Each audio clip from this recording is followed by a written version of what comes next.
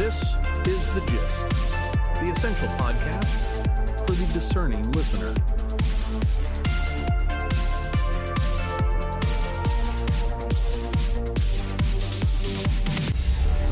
Welcome to The Gist. It is Monday, July the 6th, 2026. I am John.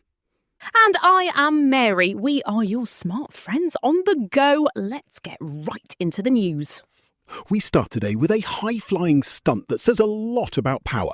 On July 4th, Jared Isaacman flew a vintage F-5 fighter jet over Washington, D.C. Isaacman isn't just any pilot. He is a billionaire. He commanded a private space mission. He is also the newly confirmed head of NASA, the United States Space Agency. And here is the kicker. He flew this jet over the explicit objections of the FAA, that is the Federal Aviation Administration. They are the agency that regulates civil aviation in the United States. The FAA originally denied his request. They said the flight was too dangerous for a densely populated area. Isaacman simply ignored the ruling. Let's look at who benefits here. Isaacman is a highly experienced pilot. His flight probably posed very little real danger to the public. To him, the FAA's denial likely felt like pointless red tape. But when powerful executives just bypass the rules, they gain immediate political capital. They look like maverick leaders getting things done. Exactly. But it comes at a cost to the rest of us. It weakens the system. When a politically connected billionaire can crush a non-partisan safety regulator, it erodes the neutrality we all rely on. The rulebook becomes optional for those at the top, leaving standard safety frameworks weakened.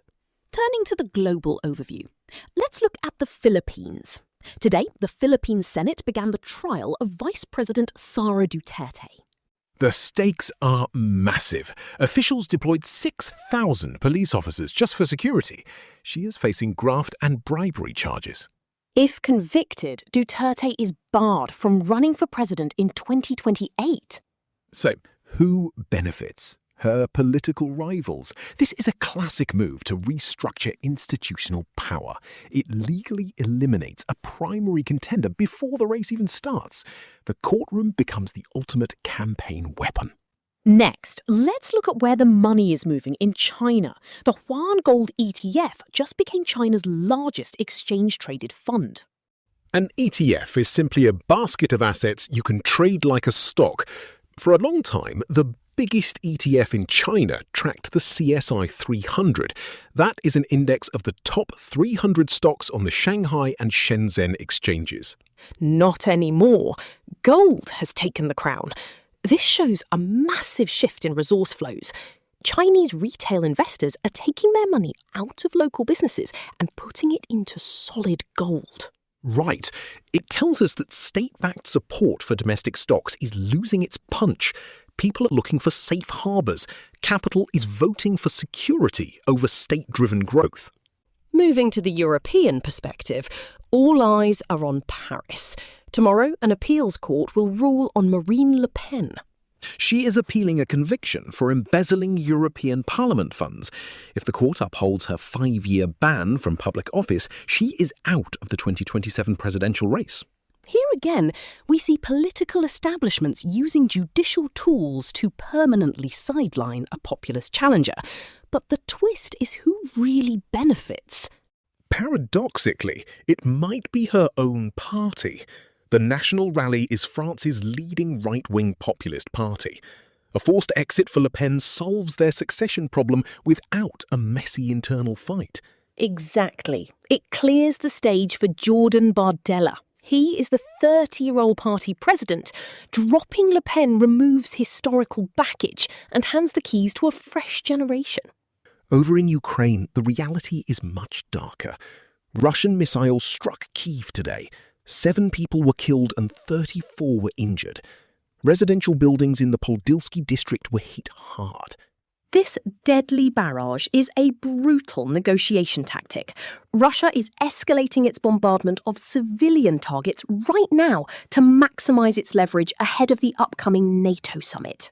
On the health front, the United Kingdom's National Health Service, the NHS, is running a groundbreaking trial. They are testing a synthetic form of psilocybin, that is the active psychedelic compound in magic mushrooms. It is a major shift in mental health resources. If successful, it unlocks a totally new treatment industry for millions. Finally, back in France, the home security business is booming. Burglaries are up and companies are cashing in. Right now, only 8% of French households have alarms. Compared to Nordic countries, that is very low. So the market has huge room to grow. This is a direct market response to public anxiety. When trust in public safety dips, resource flows shift. People open their wallets and private companies rush in to sell peace of mind. And that brings us to the end of today's digest. Taking the temperature of the day, we are seeing a global theme of workarounds. Whether it is a billionaire bypassing aviation rules, politicians using courts to bypass elections, or citizens buying alarms for protection, traditional systems are straining and private capital is rushing in to fill the gaps. Spot on! Thanks for starting your Monday with us.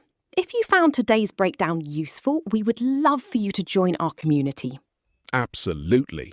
You can get the gist in your inbox every single day for free. Just click the subscribe link right there in our show notes. It makes staying smart very easy. Have a great day. We will see you tomorrow. The Gist, News Digest, and podcast are entirely written and produced by artificial intelligence. The Gist is out 3 times a day, every day, providing you with a liberal perspective on what to expect next. For more information and donations, visit thegist.online. Thank you for listening.